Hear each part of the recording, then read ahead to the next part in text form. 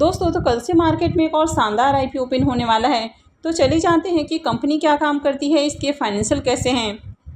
तो इससे पहले कि मैं वीडियो को शुरू करूं, अगर आप इस चैनल पर पहली बार विजिट कर रहे हैं या फिर आपने चैनल अब तक सब्सक्राइब नहीं किया है तो चैनल को सब्सक्राइब कर लें और वीडियो को भी लाइक कर दें।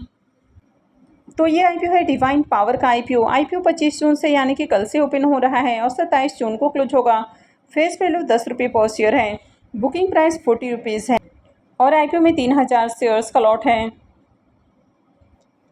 आईपीओ के साइज को देखें तो आईपीओ 22.76 करोड़ का है और पूरी तरह से फ्रेश इशू का आईपीओ है और ये एसएमई आईपीओ है। कंपनी एनएसई एसएमई के ऊपर लिस्ट होने वाली है। इस आईपीओ में रिजर्वेशन पोर्शन को देखें तो क्यूआईबीज के लिए आईपीओ में 50% का पोर्शन है, रिटेलर्स के लिए 35% और एचएनआईज के लिए 15% का पोर्शन है।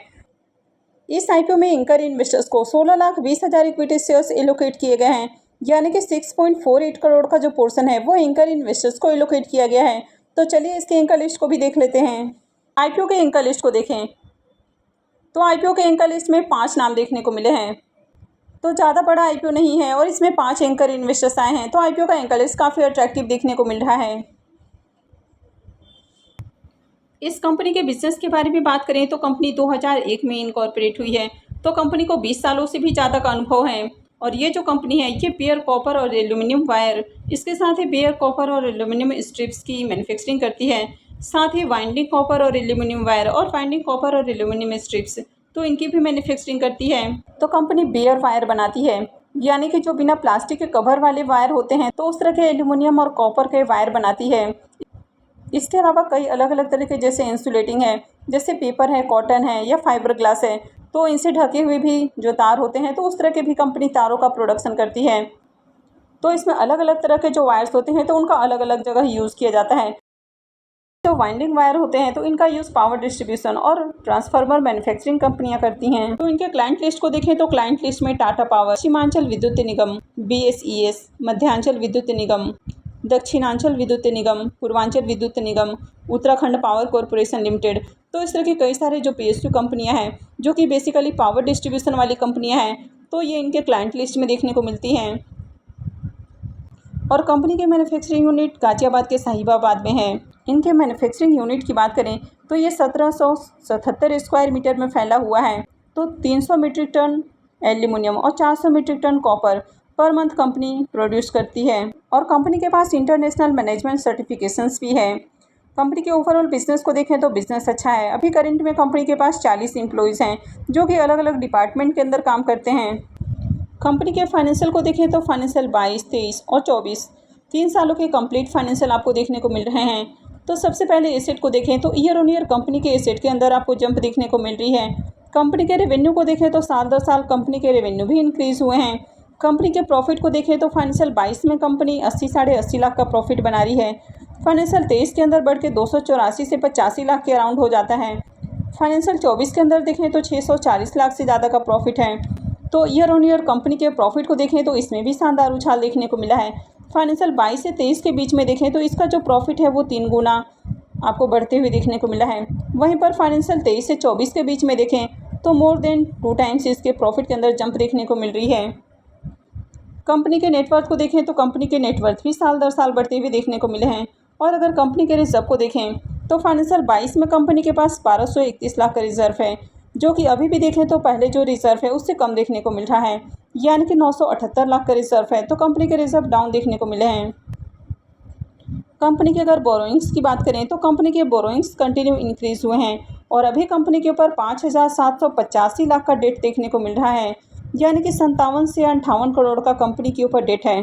तो कंपनी के ऊपर डेट काफ़ी हेवी देखने को मिल रहा है। तो इस कंपनी के ऊपर भी डेट को छोड़कर बाकी के फाइनेंशियल तो अट्रैक्टिव हैं, लेकिन कंपनी के ऊपर डेट भी काफ़ी ज़्यादा है, क्योंकि कंपनी के पास अगर रिजर्व को देखें तो कंपनी के पास 10 करोड़ से भी कम का रिजर्व है। कंपनी के मार्केट कैप को देखें तो 85 करोड़ का कंपनी का मार्केट कैप है और 57 करोड़ से ज़्यादा यानी कि 58 करोड़ के अराउंड कंपनी के ऊपर डेट आपको देखने को मिल रहा है।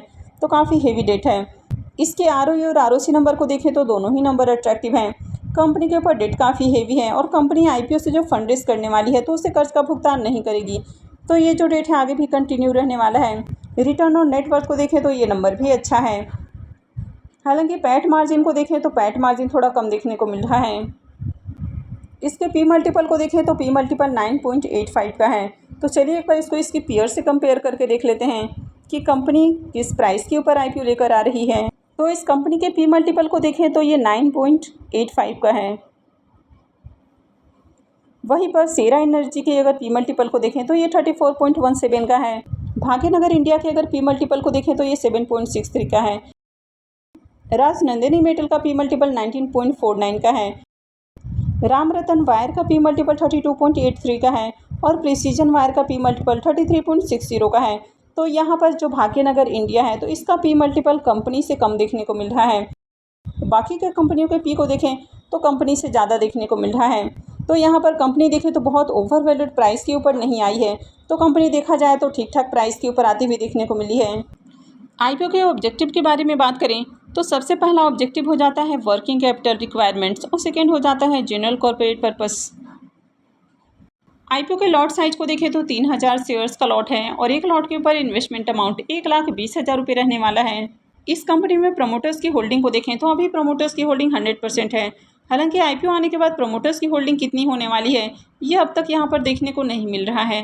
आईपीओ के शेड्यूल को देखें तो आईपीओ 25 जून यानी कि कल से ही ओपन हो रहा है और ये 27 जून को क्लोज होने वाला है। आईपीओ का अलॉटमेंट डेट 28 जून रहेगा। रिफंड डेट 1 जुलाई होने वाला है। क्रेडिट डेट भी 1 जुलाई रहेगा और आईपीओ की लिस्टिंग 2 जुलाई को होने वाली है।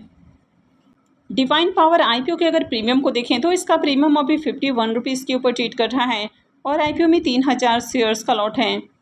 तो इस आईपीओ से 1,53,000 रुपये करीब प्रॉफिट हो सकता है। इसके प्रीमियम को देखें तो इसका प्रीमियम 127% से भी ऊपर ट्रेड कर रहा है। तो इसका प्रीमियम अभी से काफ़ी हाई प्राइस के ऊपर देखने को मिल रहा है। यानी कि जिस तरह से प्रीमियम के अंदर तेज़ी देखने को मिल रही है तो आईपीओ लिस्टिंग के साथ ही पैसे को डबल से ज़्यादा करके दे सकता है। अब कंपनी के बिजनेस को देखें तो कंपनी का बिजनेस अच्छा है लेकिन कंपनी के फाइनेंशियल ज़्यादा अट्रैक्टिव नहीं है। कंपनी के ऊपर डेट आपको काफ़ी हेवी देखने को मिल रहा है। तो ये इसमें आपको सबसे ज़्यादा रिस्की पॉइंट देखने को मिलता है। लेकिन आईपीओ का एंकल इससे अट्रैक्टिव आया है। वैसे आईपीओ देखें तो आईपीओ ज़्यादा सस्ते प्राइस के ऊपर नहीं आया है।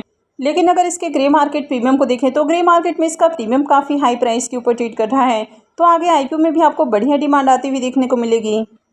लेकिन किसी भी आईपीओ में अगर आप 1 से 2 दिन रुक जाते हैं यानी कि पहले आप देख लें कि मार्केट में कैसी डिमांड है और उसके बाद अप्लाई करें तो ज़्यादा अच्छा रहता है। क्योंकि काफ़ी बार इस सेमी आईपीओ के अंदर बहुत ज़्यादा मैनिपुलेशन भी देखने को मिलता है। यानी कि कंपनी चाहे कैसी भी हो ग्रे मार्केट के अंदर जैसे चाहे वैसे डिमांड क्रिएट करवाई जाती है। तो इसलिए पहले आप देख लें कि मार्केट में कैसी डिमांड है और उसके बाद ही अप्लाई करें। वैसे आप अभी से तैयार हैं इस आईपीओ में अप्लाई करने के लिए। मैं आगे भी इससे रिलेटेड अपडेट आपको देती रहूँगी कि आपको आईपीओ में कब अप्लाई करना है। तो आगे भी इसी तरह की और भी अपडेट से जुड़े रहने के लिए चैनल से जुड़े रहें और चैनल को सब्सक्राइब करके रखें। और अगर आपने इस वीडियो को अब तक लाइक नहीं किया है तो वीडियो को भी लाइक कर दें। और वीडियो को अंत तक देखने के लिए आप सबका बहुत बहुत धन्यवाद।